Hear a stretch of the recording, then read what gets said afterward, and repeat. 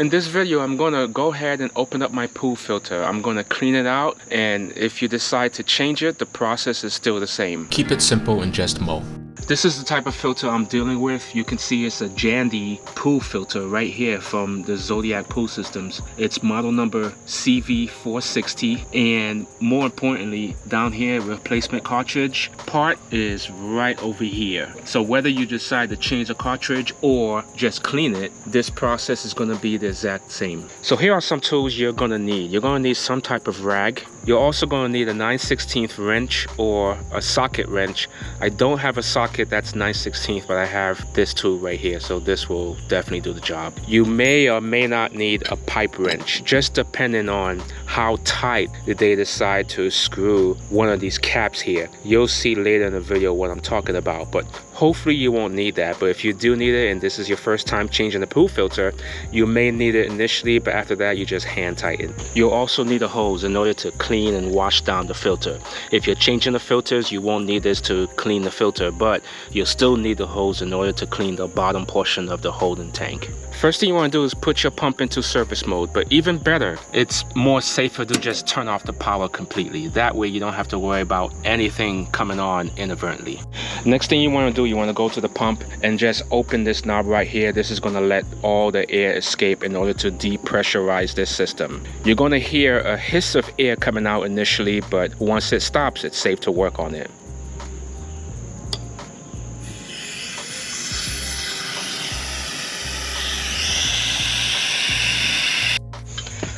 The next thing you want to do is loosen up this bottom cap right here. Sometimes if it's tightened correctly, you can loosen it by hand, but other times, initially when you first get the system, sometimes they over tighten it.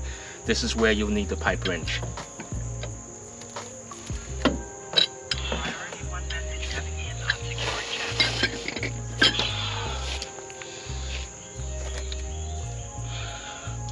Now you gotta prepare for water to come out. It's gonna come gushing out. That's normal.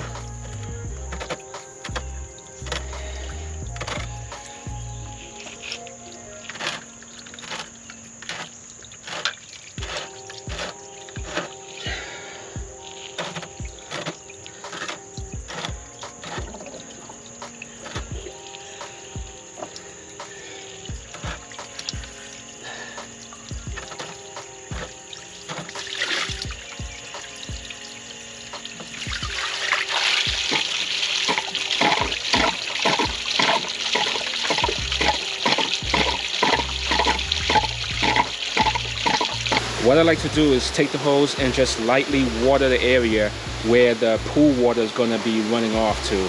This way I lessen the chances of me killing the grass, because some of that pool water tends to have a little bit of salt and maybe even chlorine in it. Take my 9/16 wrench and just loosen this right here.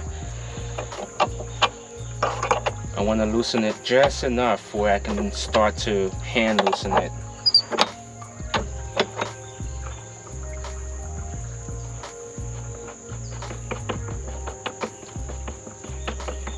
Perfect.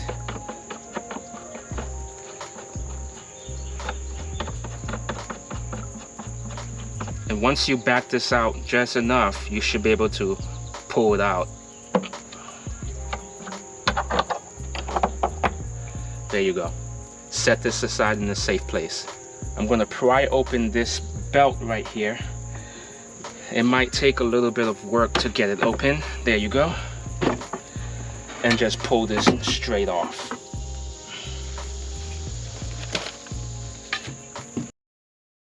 I should be able to pull this cover straight up. It's really important when you're setting this down, you set it down in such a way you're not resting it on this meter right here. You can actually damage this pretty easily. So either set it straight down or to its side, but never like this. Looking at this filter, you can see how corroded everything is. You can see it's dirt right here, and this little line here is all occluded, so I've got to wash this off. It should not be covered with debris, so you can see all this right here. Gross. For the sake of this video, I'm gonna take these out and just clean them, But I think I'm gonna go ahead and order a replacement because I feel they're a little dirty and it's probably time to replace it. It's been roughly about, I think, coming on 2 years, but in any case, it won't hurt to replace it. But for the purpose of this video, I'm gonna clean these with the hose. Now you wanna pay special attention to how everything is oriented. The main thing is to know the back here. This little filter and device needs to go to the pipe, but this will come later in the video. But to take this off, you just pull it straight up. It might take a little strength at first.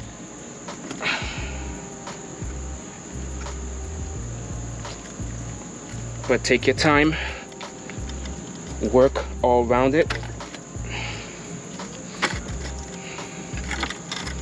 and it comes straight out. I then want to take each individual filter out and set it aside in a location where I can clean it.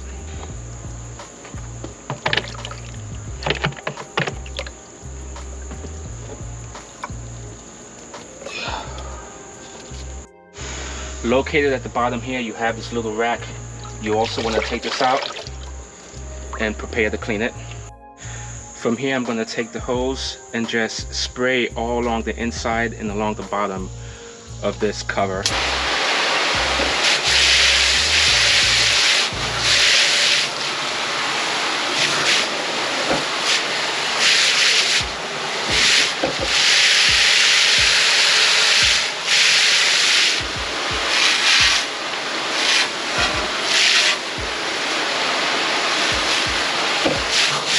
From here, I'm going to take my rag and just gently wipe this pipe right here. Get all that gunk and residual off.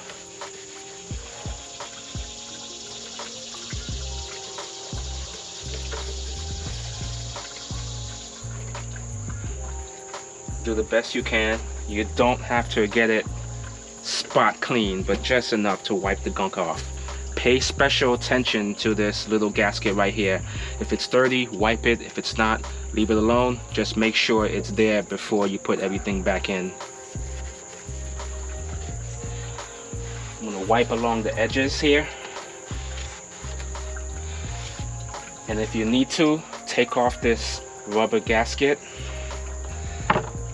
and just clean along the edges.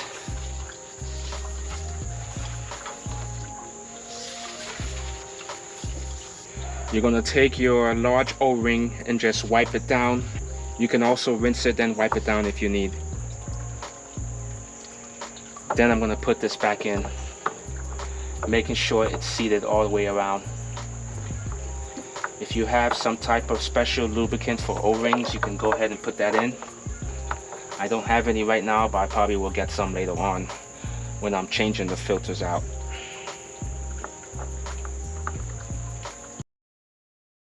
When you're hosing down a filter, you want to go at pretty much almost the lightest setting possible, just enough to clean all this gunk off. You don't want to use a pressure washer. You don't want to use anything that's high powered.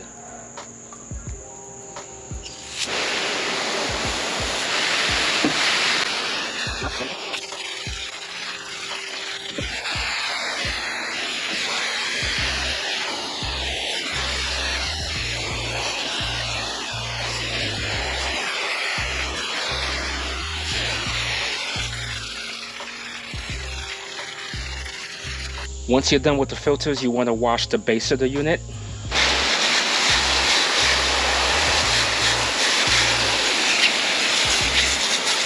And wash the top part of the unit that you took out initially.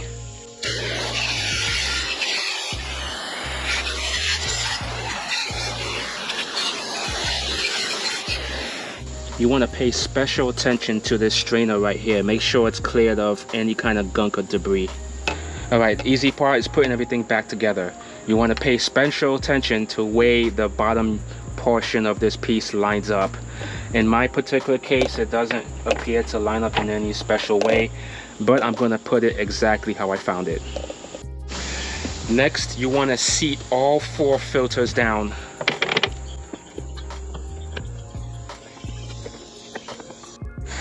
Now again, just to make sure, you want to make sure there's an O-ring around this pipe right here, and you want to make sure your O-ring is around this whole container right here.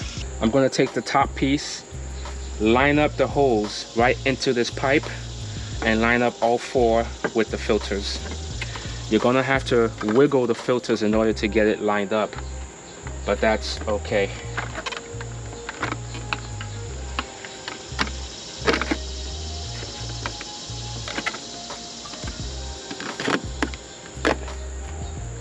Once that's seated, push it down, make sure it's in. It doesn't lock in, but you just got to make sure it's down and seated correctly. Pay attention that this part is in the PVC pipe. That's probably one of the most important tip I can give you. I'm going to put the cover back on, paying special attention that it seats all around 360 degrees.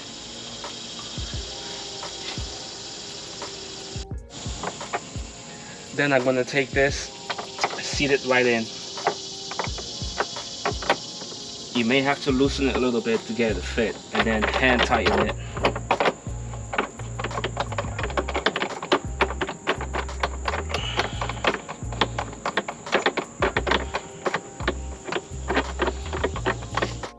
Once you get it hand tightened, you want to now take the socket wrench or any type of 9/16 wrench and just lock it down.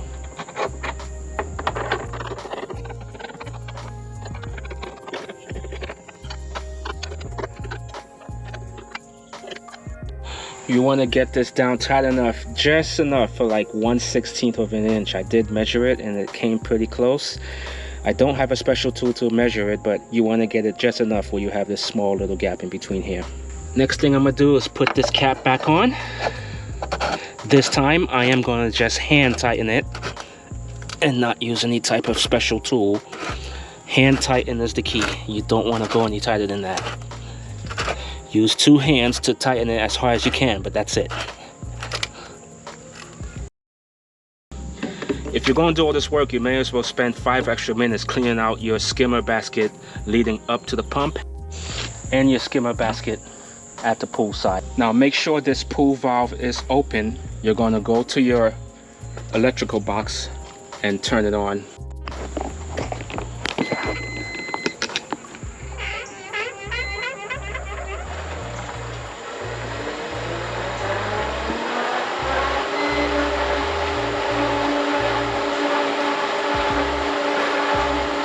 As the system starts to prime up, you want to allow the air to flush out of this top valve right here. When you see water coming out consistently, this is when you close it.